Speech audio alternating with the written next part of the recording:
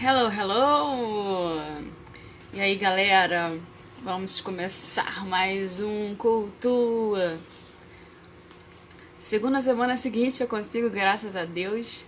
Hoje o papo vai ser sobre marca e cultura com a Gabriele Baixa, maravilhosa. Olha ela aí já entrando, vamos puxar. Pri! Obrigada, gente. Vamos ver, vamos esperar a Gabi entrar aí. E Oiê, aí? tudo bem? Tudo bem? Tudo, e você? Também. Quanto Olha, vou tempo? começar agradecendo, né? Muito tempo. Que bom que a Que gente está bom. se vendo pelo menos de alguma forma, né? Pois é, pois é. Olha, obrigada por você ter topado mesmo, tá? Nessa correria, a gente sabe como é que tá, né? A vida aí cheia de coisa, graças a Deus. Então, obrigada por você estar aqui com a gente. Olha a Fê aí, Fê Gomes. Ai, que bom que ela tá aqui. Que bom. Minha parceira, minha professora É, duas também. incríveis. É, duas incríveis. Gente, pra quem não sabe, eu conhecia a Gabi e a Fê também, que entrou aí, lá na Aventura. Elas são gerentes de negócios, né? Tratam do comercial da empresa, das empresas de outras agora. E a gente, esse papo hoje. Aí, Gabi. Gabi é adorada por todos, gente. É muito incrível. Que bom. Aí esse papo aqui hoje foi porque eu conheço, admiro a Gabi demais, desde uma admiração que veio de um trabalho mesmo, né? Uma admiração distante, uma admiração muito próxima. Eu vi ela trabalhando, eu vi ela executando, eu vi o quanto ela era incrível, eu estava lá provando dos resultados dela. E por isso que sempre quis trazer ela. Graças a Deus, agora eu consegui voltar e teve esse tempo, né, da gente se falar. Cara, que honra, que excelente iniciação. É um prazer demais falar com você aqui, contribuir, colaborar e bater esse papo franco, né? Eu admiro o seu trabalho demais. Você é uma excelente produtora, tem um futuro super promissor. Então, que bom bater esse papo aqui. Vamos embora. Ai, que bom, bom. Fiquei até animada, gente. Ganhei até elogio.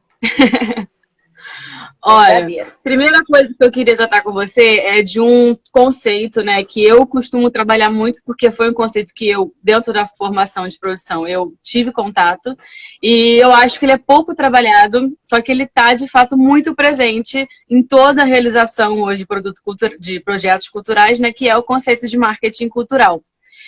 Eu sempre defendo, assim, nas palestras, lives, oficinas que eu dou de produção, sempre defendo que a gente tem que trabalhar o marketing cultural desse produto, né, que é a relação com as marcas, etc., desde o início, quanto antes, o melhor. E aí eu queria te perguntar o que que você acha desse projeto, assim, o que que é o melhor para venda, qual o momento que o comercial tem que se aproximar do desenvolvimento do projeto. Tá, eu concordo totalmente com você. Que bom que você está levantando essa bandeira. Eu acho que quanto antes a marca puder participar da concepção artística do projeto, mais fácil é encontrar maneiras dessa marca entrar num contexto artístico-cultural sem ficar forçado, sem ficar agressivo para o consumidor que está assistindo, sabe? Para a gente, para o público final. Então, se você dá a oportunidade da marca participar dessa jornada do início ao fim, você vai encontrar formas criativas de incluir a marca no conteúdo, ou mesmo que não esteja no conteúdo, possibilidade dessa marca falar com o público que ela quer durante todo o processo, né? Então, se tem um cronograma específico, aberto, quanto maior ele for, maior são as oportunidades e as chances da marca poder falar com o público que ela quer falar, né? Então, sei lá, desde da criação artística, da concepção desse projeto, um encontro com os principais clientes dessa marca para falar o que vem por aí. Eu estou falando de coisas mais simples mesmo, mas até de inserção do produto nesse roteiro sem que fique agressivo. Então, eu acho fundamental. Quanto antes começar essa discussão, mais fácil e mais orgânico fica essa relação. E outra coisa, assim, que é uma coisa também que eu falo muito, que é assim, a gente trata de produtos, né? É produto, é um comércio, é um mercado. Só que isso não é também um assunto muito polemizado, né? Tem muita gente que é contra, que tem seus poréns em olhar o fazer artístico, o criativo, como de fato um produto monetizado, né? Um que deve ser monetizado. Só que, ao mesmo tempo, grandes empresas, grandes projetos não se fazem se não tiver essa noção de comercializar ele desde o começo. E aí, quando a gente fala isso, quando a gente transforma o projeto em si, esses produtos culturais, manifestações culturais, em produtos, você, consequentemente, já começa a falar de economia criativa. Você que estuda economia criativa, mestranda e graduanda, etc., o que você fala, assim, pra gente do mercado da economia criativa hoje em dia no Brasil? Qual o seu panorama, assim? Que delícia de pergunta. Então, eu acho que tem duas perguntas aí que eu vou tentar responder, tá? As duas separadamente. Primeiro, sobre esse olhar importante e fundamental que a gente tem que ter em relação aos produtos de cultura e entretenimento, em relação a como que ele vai ficar de pé, né? Como que ele existe se a gente não tiver investimento? É claro que eu entendo as pessoas que são contrárias a isso, ou têm uma visão mais específica, assim, de não, é um ambiente muito sagrado, que não pode ter envolvimento de marca. Eu entendo esse ponto de vista, respeito, e acho que tem exemplos de projetos e projetos, tá? Então a gente tem que avaliar. Se você precisa de um patrocínio para poder fazer o seu projeto ficar de pé, necessariamente você vai precisar de um investimento privado, né? Necessariamente você vai precisar de um investimento de marca aí. E aí, quando a gente fala de patrocínio, é fundamental olhar os projetos sob o aspecto de desenvolvimento econômico. A gente sabe, você sabe que a produtora sabe até melhor do que eu, a quantidade de empregabilidade que um projeto de cultura e entretenimento gera. Eu estou falando de apenas um exemplo de desenvolvimento econômico, mas a gente podia citar vários, assim. Eu sei que tem uma importância do desenvolvimento social humano, que só um projeto artístico e cultural é capaz de provocar. E é importante a gente ter esse olhar também. Mas só que a gente está falando de uma indústria que emprega, né? Que tem um volume específico e representativo no PIB do país, né? Acho que são 2,6 e 2,7. Depois eu mando aqui para você o número certinho do produto interno bruto no Brasil. Então, a gente está falando de desenvolvimento social, econômico, empregabilidade. É importante olhar a cultura sobre o aspecto econômico, sim. E aí, dentro da economia criativa, que é o mestrado que, se tudo der certo, eu termino em dezembro, vamos ver. Eu estudo sobre patrocínio também, né? Um dos recortes que eu faço sobre patrocínio, mas, assim, eu sou muito apaixonada nesse tema de economia criativa, porque é uma forma de você olhar os produtos culturais, assim, a economia criativa, ela tem uma matéria-prima muito específica, que é a criatividade. Então, ela parte dos produtos que utilizam criatividade para sobreviver, para gerar desenvolvimento.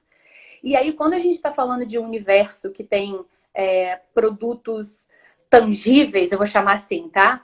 Escassos, você ter pensamentos de economia baseado numa matéria-prima criatividade é muito legal, assim, né? A maioria dos produtos que a gente vê, se você consome, quanto mais pessoas consomem aquele produto, mais fácil ele vai acabar, né? Ele tem um ciclo de vida curto e específico, ou mesmo que não seja curto, é específico. Já os produtos de cultura, de economia criativa, não, né? Quanto mais pessoas veem aquele quadro, por exemplo, mais valor ele tem. Quanto mais pessoas assistem um espetáculo musical, né, do nosso meio, mais valor ele tem, porque tem mais pessoas apaixonadas por aquele produto, mais pessoas vão falar sobre, pode ser que a gente consiga estender uma temporada a partir daí. Então, a gente tem uma lógica reversa da economia tradicional e é bastante motivador. E faz parte olhar para isso, sabe? Faz parte a gente olhar para a economia a partir da geração, né? A partir do que a cultura pode gerar de benefício para o país e para a sociedade. Então, economia criativa é um assunto fundamental, apaixonante, e eu sugiro todo mundo que quiser estudar e falar mais sobre esse assunto, estou à disposição. Mergulhar, né? Porque é um assunto muito complexo também, até difícil. Eu até fiquei pensando aqui como abordar, porque é uma coisa, é um conceito que ele é tão... você fica tão tangível ao erro, né? No limite dele ali, que eu fiquei assim, será que eu falo, será que eu não falo? Só que não tem como a gente não falar, né? A gente tem tem que abrir, porque a gente não tem como eu querer falar de produto, aí você me corrige se eu estiver errada. Não tem como a gente querer falar de produto, mercado, da lógica de mercado cultural, sem você falar de economia criativa. Então a Sem gente dúvida. tem que. Eu tive que trazer esse conceito para a gente O setor debater. cultural está dentro da economia criativa, né? É um dos estudos da economia criativa. Mas isso que você falou, assim, é muito interessante falar do conceito de economia criativa. Você sabe que nem os maiores estudiosos, não existe um consenso sobre o conceito, o termo específico de economia criativa. Existe, assim, estudos que apontam quais setores estão relacionados à economia criativa. E de forma muito superficial, isso que eu falei, né? São setores que a matéria-prima principal é ligada à criatividade, enfim. Mas não existe um conceito fechado, né? É um estudo Não existe novo. aquela resposta do que é economia criativa, né? Não existe aquela resposta objetiva. Mas eu achei muito bom No estudar mínimo, sobre esse assunto para poder gerar insumos de números, sabe? Quantitativos. É importante a gente falar sobre a cultura, sobre os projetos culturais, baseado em dados, em fatos, em pesquisa, porque a gente fica muito no amor na arte, né? Na cultura, a gente fica muito na aí fica tudo aqui, paixão né? daquele artista maravilhoso, daquele autor maravilhoso, aquele roteirista que fez um roteiro incrível. E aí não fica de pé, né? Se você não estudar, não tangibilizar isso, não fica de pé.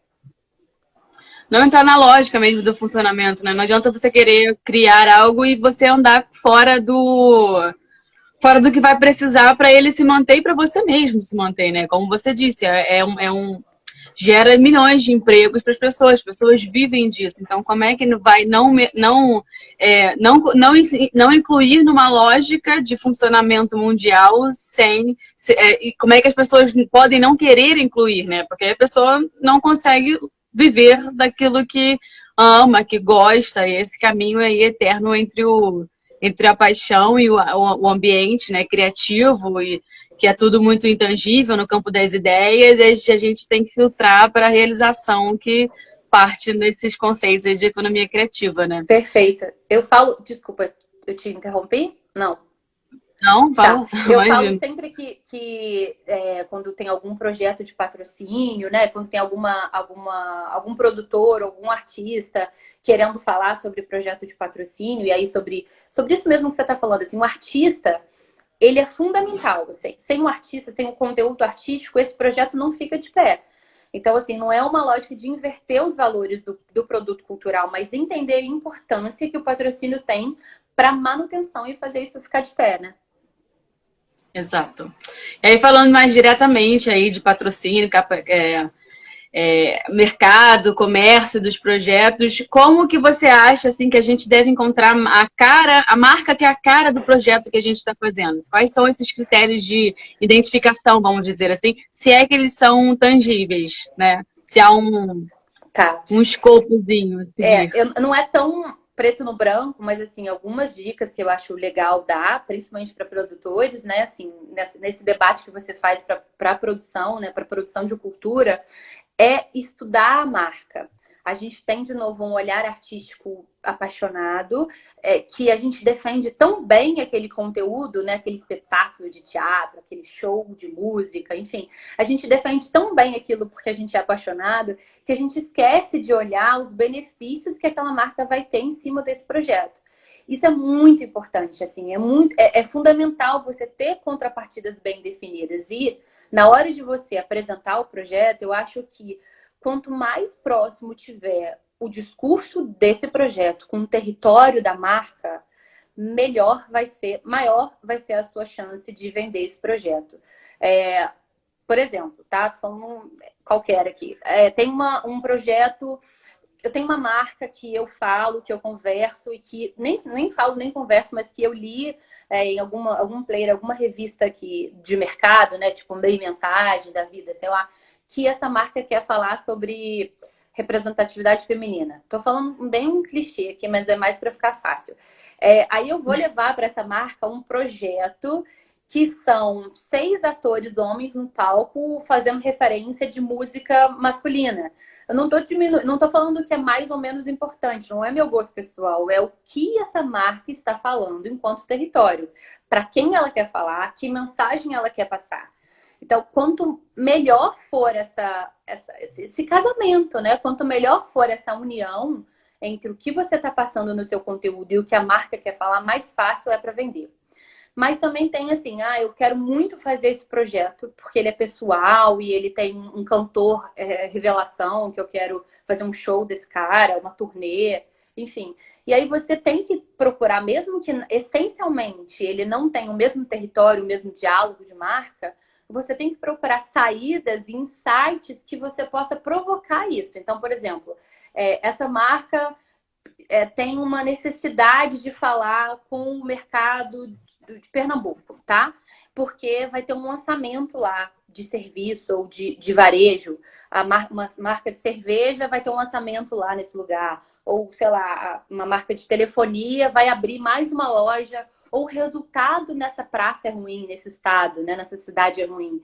Então, com esses insumos, você consegue levar para uma marca, olha, talvez não é que seja exatamente o seu território, mas eu vou levar esse conteúdo para uma praça que você tem necessidade de falar. E a partir daí eu posso te dar oportunidade de se relacionar com o seu público, né, através de ingressos, enfim, formas de relacionamento. Mas mais do que isso, por meio do conteúdo da cultura, de entretenimento e cultura, eu consigo fortalecer o posicionamento dessa marca para que ela fique menos mercadológica, para que o público perceba ela como uma incentivadora cultural. E isso faz diferença. Fica mais suave, né? Mais natural. A pessoa acaba se identificando sem ser aquela propaganda agressiva, né? Que bruta, vamos dizer assim. E aí, dentro dessa ótica, qual você acha que é o ponto inicial entre essa conexão de marcas e produtos? Onde você acha que essa relação começa ou por onde você acha que ela deve começar? Como é que esse elo começa a se estabelecer?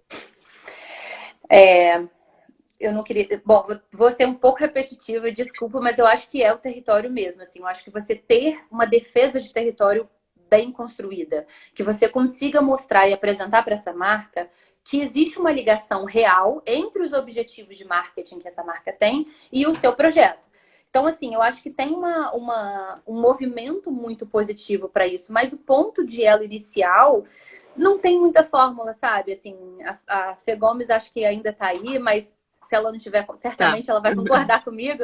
Existe um trabalho de formiguinha que é feito, sabe? De captação de patrocínio. Não tem mágica, assim. Porque eu preciso ser irmão do presidente. Não existe isso, assim. Se você estiver falando com marcas sérias, né? Se você estiver falando de estratégia, se você estiver falando de benefício de marketing para essas marcas por meio da associação do produto cultural, você precisa tentar, você precisa alcançar essa marca, você precisa conversar com eles pela primeira vez, sabe? Então, assim, o ponto inicial entenda quais são as marcas que têm um diálogo mais claro com o seu projeto, com o seu produto, ou com a praça que ele vai estar, ou com o elenco. Por exemplo, tem uma campanha de uma marca X que vai sair com esse ator, e esse ator também está no meu espetáculo. Então, eu estou aumentando, eu estou fortalecendo a imagem desse artista, desse cantor ou desse ator, por exemplo. E a partir daí, caçar esses contatos, sabe? E aí, você vai falar com muita gente, você vai conversar com muitas marcas para poder ter um resultado positivo nesse esforço de venda. Mas, de novo, assim, quanto melhor for o discurso, quanto mais próximo o discurso for, o discurso verdadeiro, né, que eu falo, quanto melhor for esse discurso em relação à marca, né, em relação à proximidade da marca, mais fácil ela vai te ouvir, assim. Você nem precisa ficar muito loretando, porque assim, opa, entendi, é isso, né? Tem esse Entendi e quero, né? É isso. Olha, todo mundo falando aí, sou fã da Gabi dá aula. Que bom, beijo. Todos os comentários estão enaltecendo o seu trabalho. Né? Tem um monte de amigo aqui, mas tudo bem. Então, pelo que eu tô vendo, aí são pessoas que trabalham com você, então não é só amizade, é uma admiração profissional também. Eu sinto, assim, como pessoa que está realizando coisas aí, né? Não trato diretamente, tão diretamente assim, né? Claro, mas na execução, que é mais a minha área, eu sinto que cada vez mais a gente está abrindo espaço para interatividade da marca com o produto, né? Eu acho que eu vejo, e aí me corrige se eu estiver errada, é uma tendência que eu acho que está acontecendo, da marca estar cada vez mais ativa na participação e criação, desenvolvimento, opinando de fato. Isso é o que está acontecendo mesmo ou estou completamente errada? É o que está acontecendo totalmente. Se você olha o produto cultural, o espetáculo cultural dentro de um contexto de marca, né, dentro de um contexto de publicidade, as marcas hoje elas querem ser lembradas. Existe um volume gigante de informação e de publicidade e de marca o dia inteiro. Então, assim, o que eu vou fazer para ser relevante? Né? Que ferramenta eu tenho para ser destacada, para essa pessoa me lembrar de mim, lembrar que eu existo?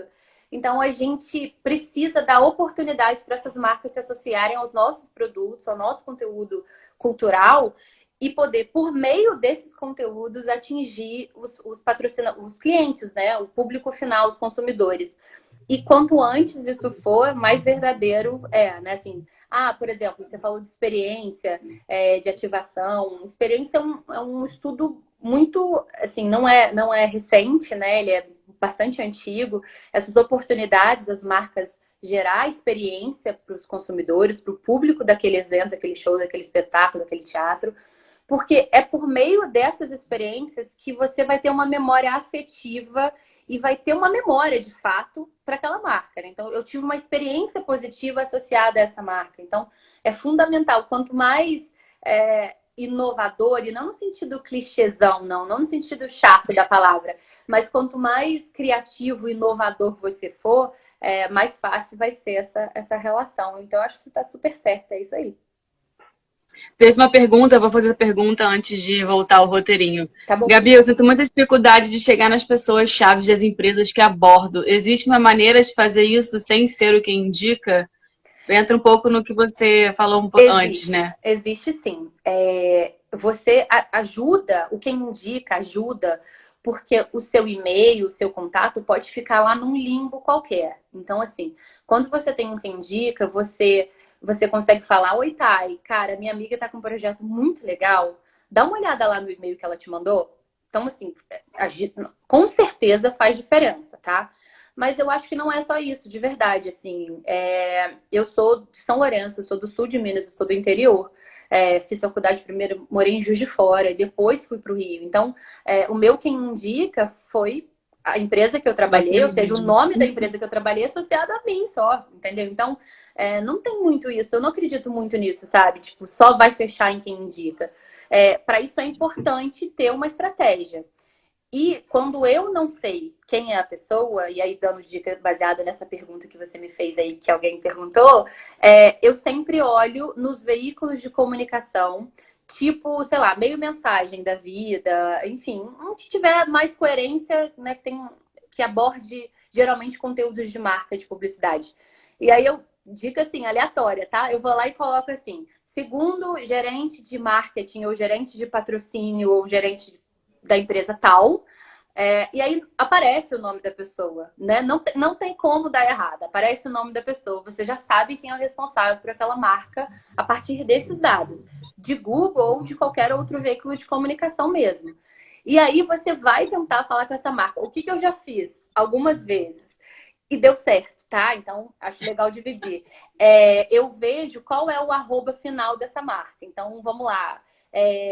cultu.com.br, tá? Então é thay@cultu.com.br. Eu já sei que o final é @cultu.com.br. E eu quero muito falar com a Thay. Então eu vou tentar thay.blois, Thay Blois junto. Juro, isso assim é meio peão, não é a melhor saída, claro.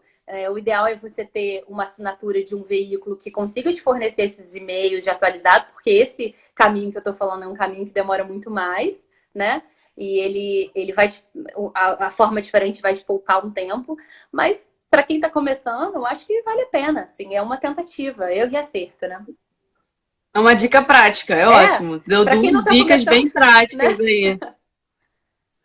E você, voltando ao assunto que a gente estava de interatividade da marca e ela participar mais ativamente dos projetos, você acha que existe talvez um limite para essa entrada? Porque, vamos falar assim, as claras, eu acho que às vezes a gente tende a dar tudo, né, ao patrocinador e talvez a gente, em alguns momentos, alguns produtos acabam se perdendo ou perdendo sua essência criativa, artística ou até passando do natural para ser brutal, né? Nessa relação aí que a gente vem falando também. Então, você acha que existe regras a serem jogadas, assim, para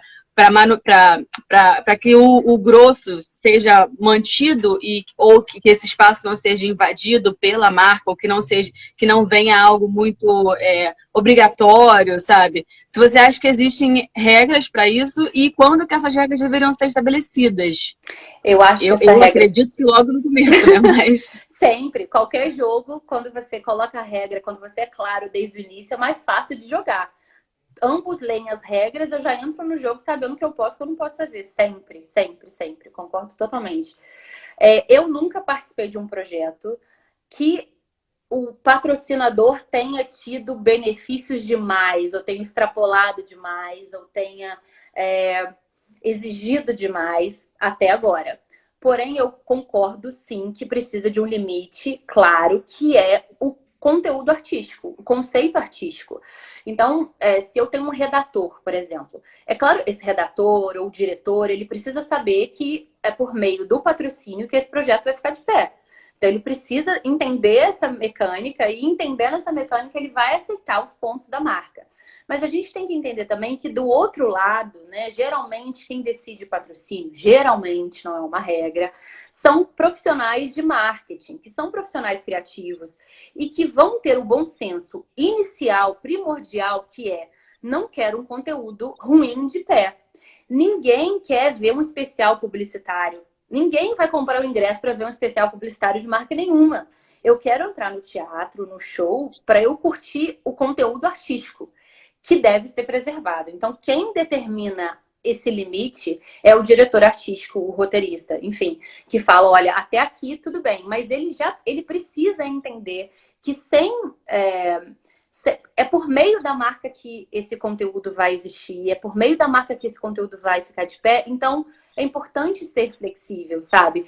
E sair desse discurso que eu falei no início para você, né? Primeiro, do discurso assistencialista de quem capta o patrocínio, né? De falar do favor: vem cá, me faz um favor, eu sou seu amigo, eu sou primo de fulano. Não, não é favor. O patrocínio, ele contribui para as estratégias de marketing da marca. Ele contribui para o posicionamento das marcas. Existem estudos e estudos que comprovam o que eu estou falando. Então, pesquisas e pesquisas. Inclusive, a do meu mestrado, né? Uma das pesquisas do mestrado que eu estou fazendo, do recorte de economia criativa, fala de uma marca patrocinadora de um festival de cultura e de um festival de música bastante popular e de um naming de um teatro, exatamente sobre o ponto de vista de posicionamento. O que eu quero? Eu quero me posicionar para esse público que vai me perceber como uma marca menos mercantilista e vai me proporcionar formas de me relacionar, de contrapartidas que vai contribuir, né? Não só de exposição de marca de mídia espontânea, que é uma das contrapartidas mais visadas, mas também de relacionamento com esse consumidor final. Então, eu acho que ninguém quer, em sã consciência ou verdadeiramente, um produto cultural comercial, assim, feião, sabe? Pô, eu quero curtir um material, eu quero ir no show, eu quero ver aquele show do início ao fim, ouvindo as músicas do artista que eu gosto. Então, cabe à marca aí, ao produtor, criar formas criativas e orgânicas e bem construídas de que isso fique maneiro, né? E é esse o ponto que a gente estava falando também, tipo, de você... A gente tem um produto, você que é produtora, né? Tem produtos de cultura e entretenimento que conseguem oferecer isso para a marca. Isso é uma saída, né? Isso as marcas querem isso, elas querem ser lembradas. Então, quanto mais flexível a gente for, melhor. Mas sim, respondendo o que você está falando, tem um limite. Tem um limite porque o principal é o consumidor final que vai assistir esse show, esse teatro, esse espetáculo, ter acesso a um conteúdo de qualidade, né? E não pagar por uma coisa tosca, né? Então você avisa também, combina o jogo aí, né? Fala, cara, ó, vai ser um especial publicitário sobre a marca X e a gente vai falar sobre a história da marca no palco. Aí, cara, se eu quiser pagar o ingresso pra ver isso, beleza, mas sem combinar, é chatão, eu acho. Aí vamos falar de coisas bem...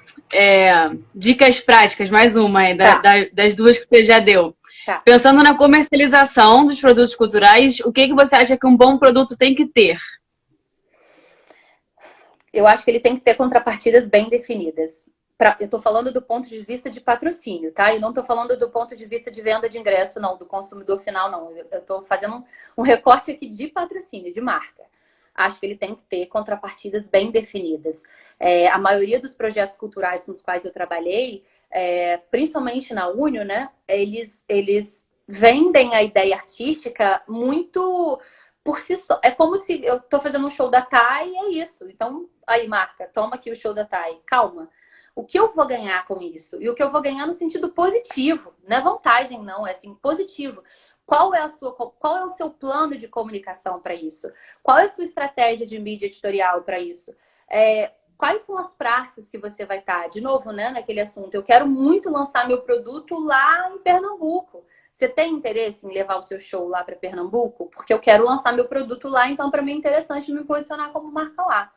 Então eu acho que é fundamental ter contrapartidas bem definidas, gerais. Sejam elas tangíveis depois para você mostrar o resultado disso. Então, mensuráveis, tangíveis e mensuráveis nas contrapartidas de mídia, digital, né, que são fáceis de mensurar, de relacionamento, que são os ingressos, de relacionamento também, que é acesso ao backstage, essas experiências que a gente falou de experiência de marca, né? Essas experiências exclusivas, por meio dessa marca que eu consegui ter acesso a tirar uma foto com esse artista. A gente vive nesse mercado cultural e acha isso muito normal, principalmente você que é produtora, que está no palco o tempo todo, mas não é normal para todo mundo, né? Tirar foto com uma pessoa que você é fã.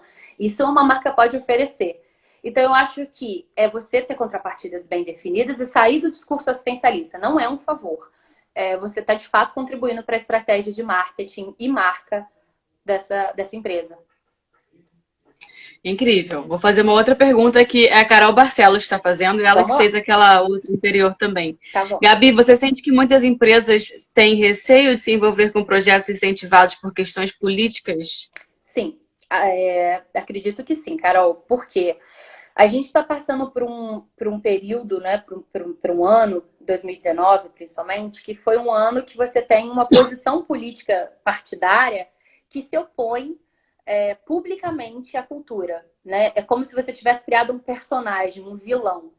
E aí, a marca, por mais que ela discorde, não estou falando que é geral, mas isso acontece, e ela pode até discordar desse posicionamento, né, ideológico, político, de vilão da cultura, ela está muito preocupada em ter o seu resultado.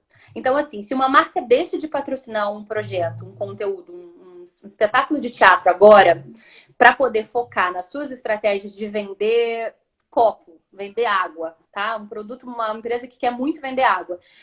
O objetivo principal de negócio dessa marca é vender água. Se ela deixar de patrocinar você agora para patrocinar o ano que vem, ou 2022, ou 2024, ela pode até ter uma percepção ruim. Mas só que a gente está vivendo no meio de um cenário político, econômico bastante ruim. Então, sim, eu acho que esse posicionamento político é muito maléfico para os projetos culturais e a gente precisa fazer um esforço muito maior para poder quebrar isso, sabe? Infelizmente, a nossa possibilidade é votar bem, é votar certo, é votar com consciência, mas enquanto a gente tem que passar por esse momento, a gente precisa se fortalecer no que eu disse também em relação aos números, né? Então, assim, existem comprovações de posicionamento de marca, por exemplo, que falam: quando você faz um patrocínio, um projeto patrocinado e associa a sua marca a um projeto cultural, você aumenta as chances de ter boa percepção e posicionamento de marca. E aí, posicionamento de marca, nesse mercado nosso de cultura, sendo muito claro, assim, tendo didática básica clara mesmo, cara. Quando eu chego no mercado e escolho um sabão em pó, eu vou numa marca específica porque ele está melhor posicionado na minha mente. Todas as marcas na minha mente, no meu bolso, no meu coração, todas as marcas querem isso. todas querem estar bem posicionadas, porque isso é resultado imediato. Eu garanto, porque eu estou estudando isso, tem números que comprovam isso que eu estou falando, que investir em projetos de cultura e entretenimento contribui para o posicionamento da marca. Logo, eu estou contribuindo para o resultado financeiro que essa marca vai ter. Então, é por meio desses exemplos, desses números, dessas pesquisas que a gente precisa levar os projetos para as marcas. E, assim, e mais, tá? Mesmo passando por um momento político complicado, existe uma discussão para você chamar a marca para o jogo. E eu acho isso muito relevante, sabe? Quando você fala assim, ó, um projeto cultural emprega X pessoas. Vamos pôr aí um musical, sei lá, 300 pessoas, direta e indiretamente, tá? Então, eu tenho um projeto cultural de um musical que emprega 300 pessoas. Se eu não tiver esse projeto, se ele deixa de existir, o que essas pessoas vão fazer? Então, a marca precisa entender o papel que ela tem nessa indústria, sabe? O papel relevante que ela tem no desenvolvimento e na empregabilidade dessas pessoas. A gente falou do número do PIB, né? Da economia criativa, que tá... o mercado cultural está dentro de economia criativa. Então, assim, a gente vai deixar de existir? É mais um número negativo para a nossa economia? Então, marca, vem cá. Vamos chamar você para a realidade também. Entenda o seu papel aqui. Enquanto a gente não tem incentivo governamental, incentivo, não falo nem só de leis de incentivo, não. Eu falo de falar, né, de acreditar, de incentivar, né, os projetos de cultura e entretenimento, e que agora a gente está passando por um período mais difícil, mas é desafiador, mas vai dar certo, tá? E eu acho que tem um Vamos passar. Tem um ponto legal também que a gente tem que ficar, assim, eu sei que é meio poliana falar isso, eu nem gosto, né? Mas, assim, a gente tem que ficar tentando fazer a caipirinha do limão mesmo, entendeu? Não tem o que fazer. Então, assim, o que a gente vai fazer nesse período? Quais são as contrapartidas e o que a gente pode oferecer para as marcas durante esse período, né? Já que a gente está passando por isso. Será que não é hora da gente repensar os projetos culturais, principalmente os incentivados?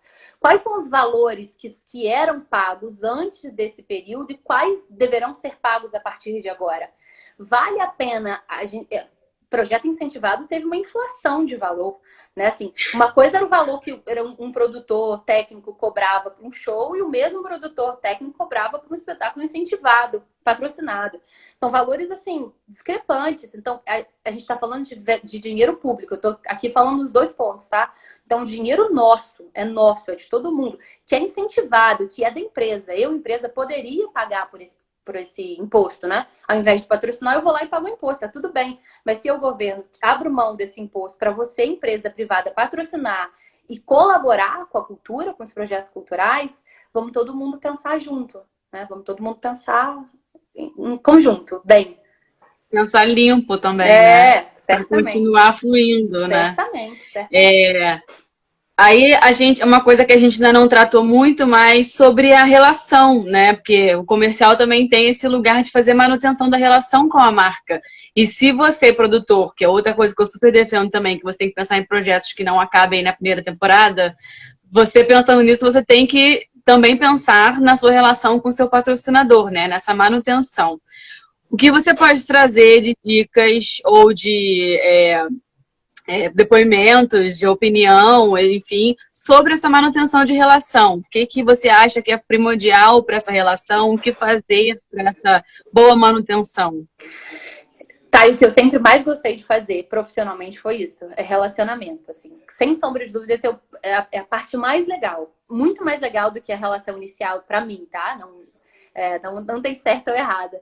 É muito mais legal do que essa prospecção inicial, desse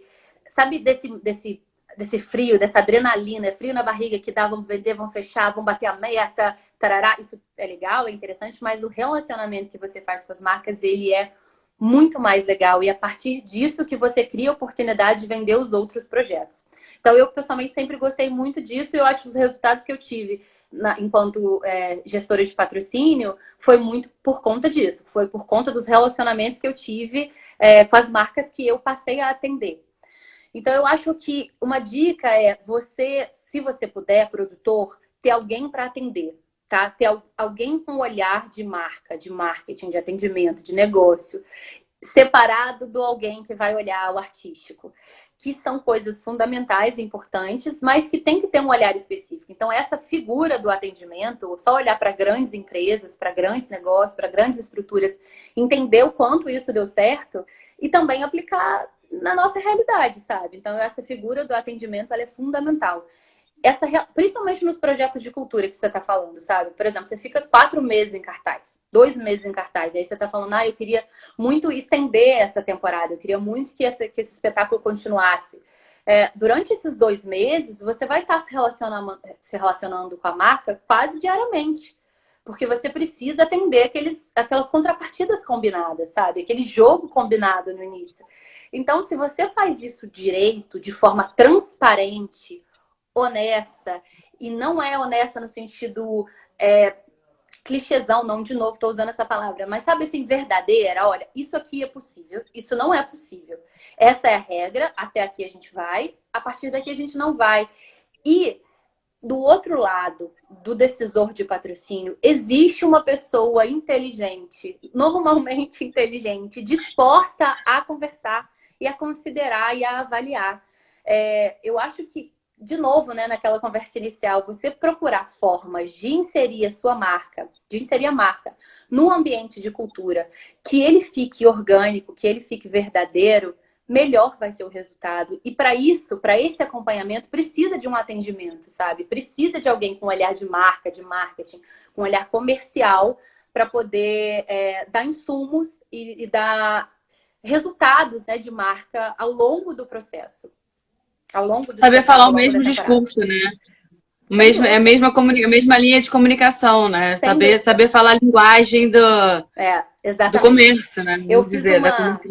Você tem total razão. Eu fiz uma pesquisa também no mestrado, né? Que eu fiz uma entrevista com alguns decisores de patrocínio relacionados a mercado, principalmente mercado de música, que é o que a Unio estava mais focada, né? Antes de eu entrar na Globo. A Unio estava mais focada nesse assunto, de projetos mais focados com música.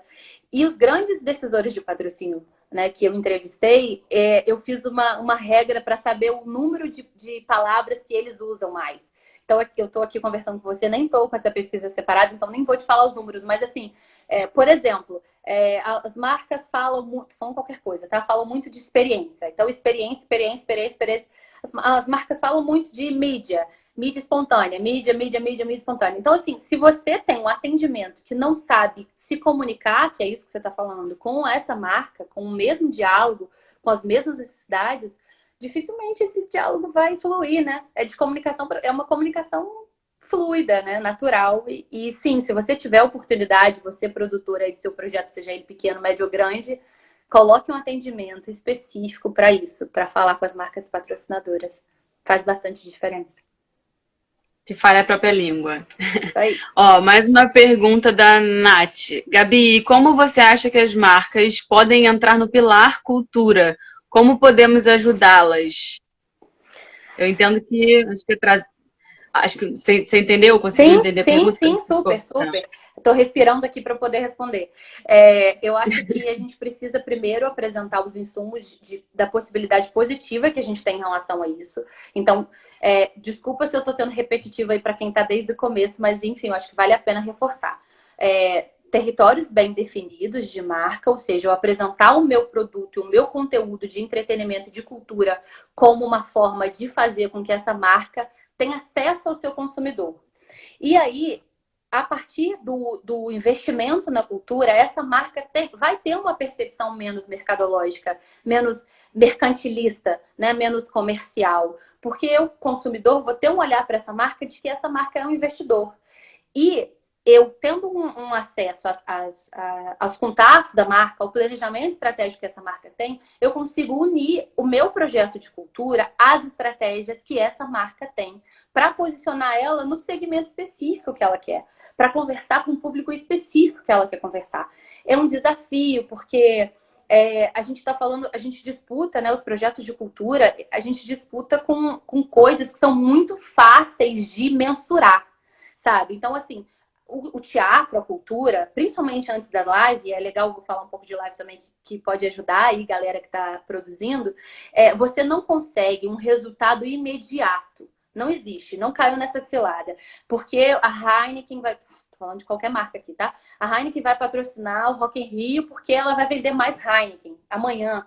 Mas, cara, amanhã o supermercado Guanabara, no Rio de Janeiro, vai fazer uma promoção de Brahma que vai estar a metade do preço. Ou a logística de caminhão da Heineken não chegou a tempo do supermercado Guanabara. Irmão, não é tão fácil assim, tá? Não é tão fácil assim, não é tão claro essa matemática. Então, assim, a gente precisa se fortalecer nos argumentos que a gente tem, que é contribuir para o posicionamento dessa marca para que essa marca fique mais lembrada na cabeça e no coração daquele consumidor. E a gente, produtor de conteúdo, tem uma forma mais orgânica, mais natural de fazer essas conexões, sabe? De incluir, que foi a primeira pergunta que você fez, essa marca no roteiro e no contexto desse produto, sabe? E aí, o que eu falei de live, é que eu falei, vou citar um negócio de live que é interessante, rapidamente, eu não sei nem, eu tô falando pra caramba, né? Não sei nem se tem tempo aí. Não, por favor, vai. Então tá. Porque as lives, assim, por exemplo, uma live que eu, na Unio, né, que eu fiz o projeto de patrocínio, só um dos exemplos, tá? Que foi uma live do Diogo Nogueira. Eu tinha um interesse muito grande de falar com marcas varejistas, que normalmente não se associam a projetos de cultura, principalmente teatro, tá? E aí, qual foi a saída que a gente encontrou para isso? O Diogo Nogueira, que é um cantor, foi fazer a sua live de aniversário, a primeira live que ele fez, né? Naquele boom de live. E numa estratégia artística, né? Do diretor artístico, ele também ia cozinhar. Então, a marca, né, Camil, que foi uma das marcas que se relacionou com esse projeto, com a live do Diogo, que é uma marca extremamente varejista, que é arroz, né, arroz carreteiro, feijão carreteiro, açúcar União, enfim. É uma marca que normalmente não se relaciona com cultura, com entretenimento. Porque eles preferem fazer um investimento que dê resultado a curto prazo, que é o investimento de ponto de venda, o investimento de anúncio em algum veículo de comunicação forte que vai falar de preço, que é completamente diferente da estratégia de cultura. São coisas diferentes, complementares e tão importantes quanto, né? Então depende muito da estratégia. E aí esse exemplo do Diogo, o Diogo cozinhou enquanto fez uma comida, né? Enquanto ele cantava.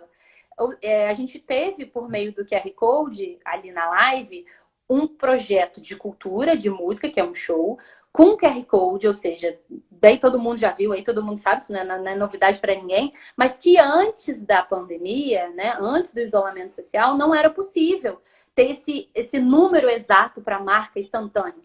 Né? Ou seja, o público vai lá, faz QR Code, já sabe quantos arroz venderam, quantas pessoas entraram no meu e-commerce, por exemplo, né?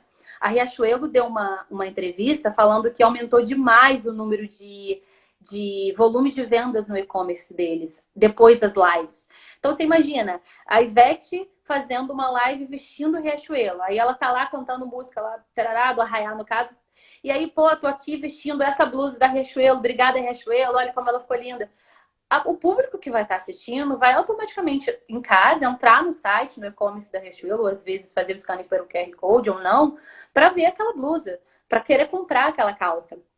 Então, eu acho até que, inclusive, esses foram um dos benefícios que a live trouxe pra gente, sabe? Esses resultados positivos que as marcas tiveram de forma imediata. Mas não tem que ser o principal, né? Assim, o principal é você, marca, tá investindo num projeto cultural para criar desenvolvimento social, cultural, humano e econômico. Econômico também por meio da empregabilidade, por meio do desenvolvimento da indústria, né? Por meio de conhecimentos que você gera, de público que você se envolve naquele assunto.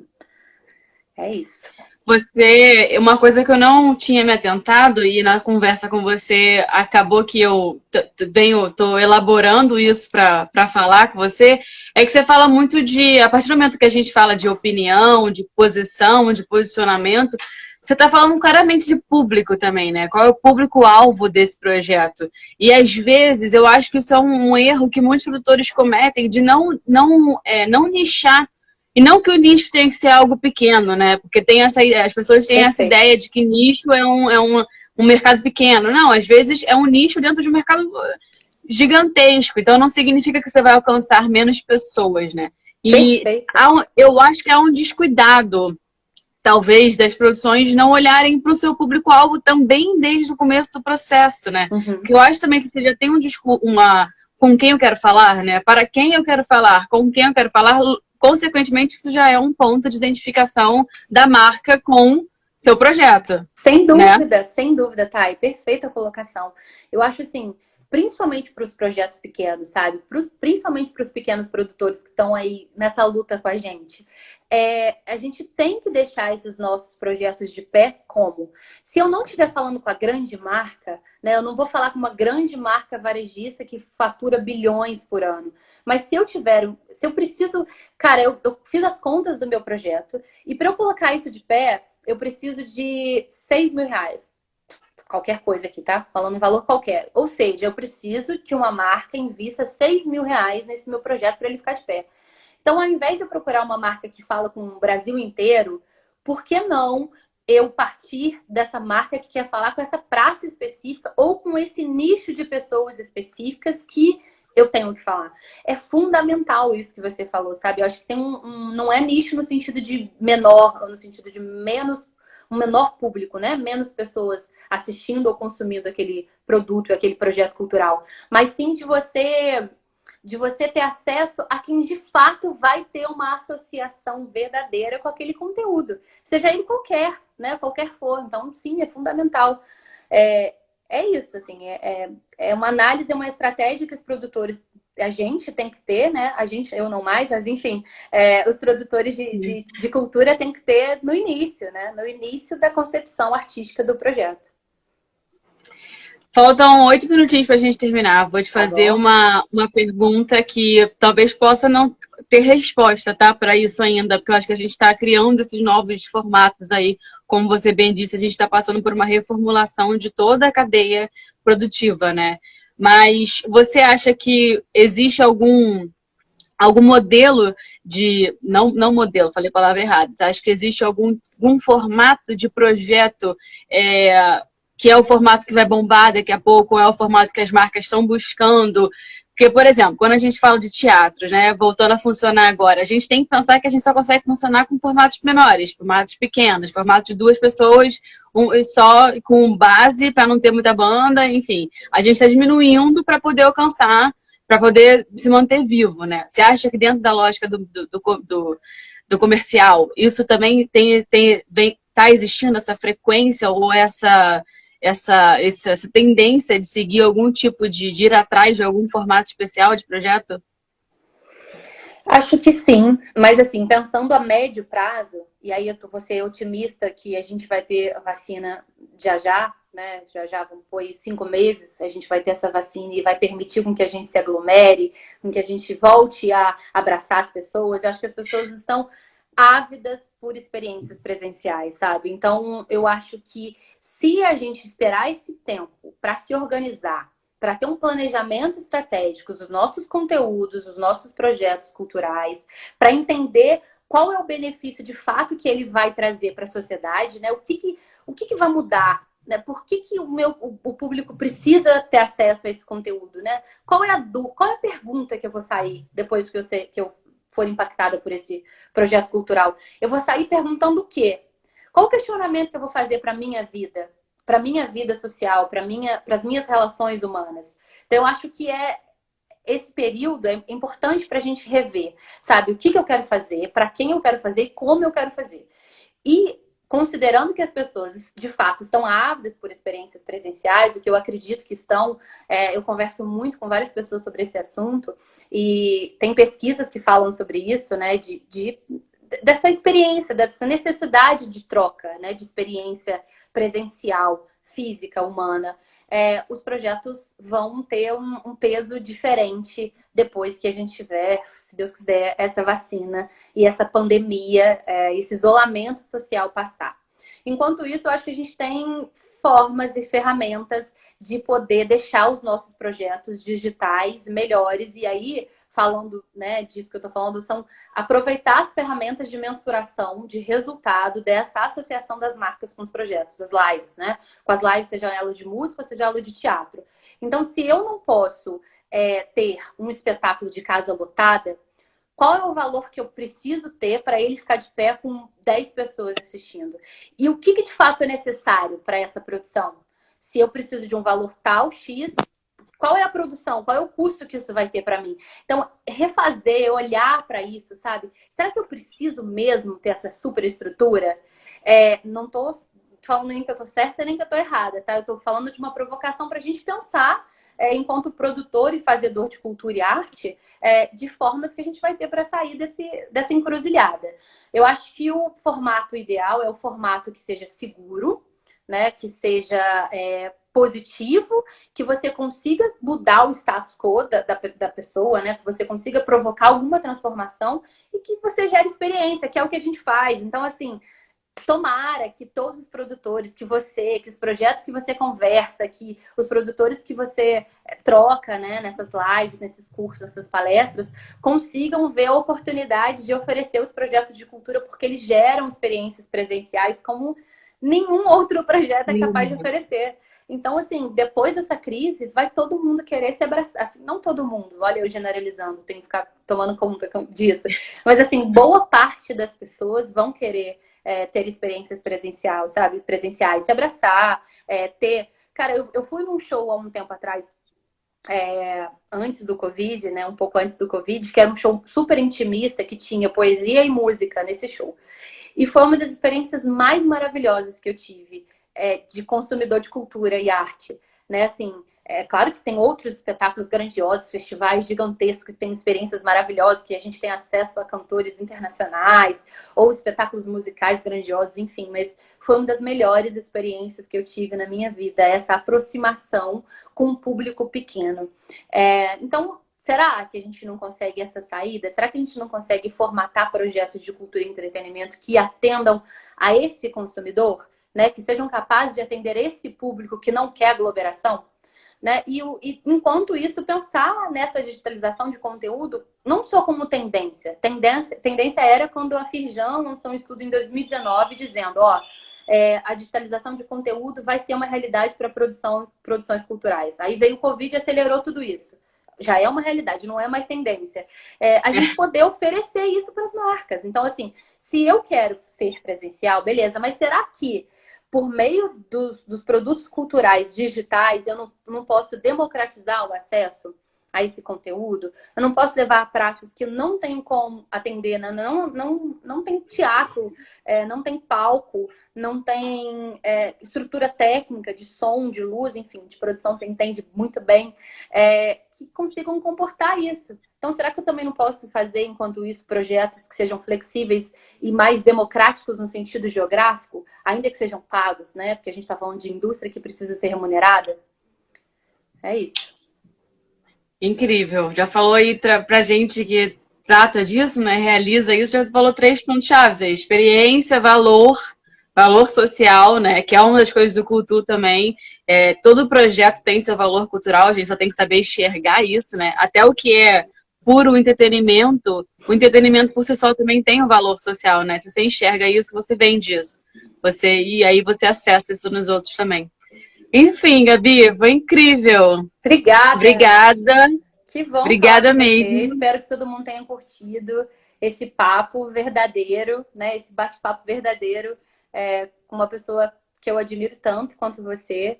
Então, que bom que a gente teve a oportunidade de conversar. Espero que logo, logo isso passe para a gente poder se abraçar, todo mundo, né? E num show produzido por você, e num espetáculo produzido por você, para a gente poder estar junto de novo. Ai, obrigada, Gabi. Obrigada mesmo. Obrigada a todo mundo aí que participou com perguntas incríveis também. Olha aí, muito legal ver minha amiga de infância trabalhando na mesma área que eu trabalho. Coincidência da vida. Parabéns pela live, Gabi. Que bom. A Vanessa. Ai, que bom. Oi, bom. Que bom. Então, obrigada. A live vai ficar no GTV um pouquinho, depois ela vai lá pro YouTube do Cultu. Fê, obrigada também. Todo mundo aí da aventura tava aí. O Fernando Gomes. Fernanda Gomes. Que legal. Beijo, Fê. Muita saudade.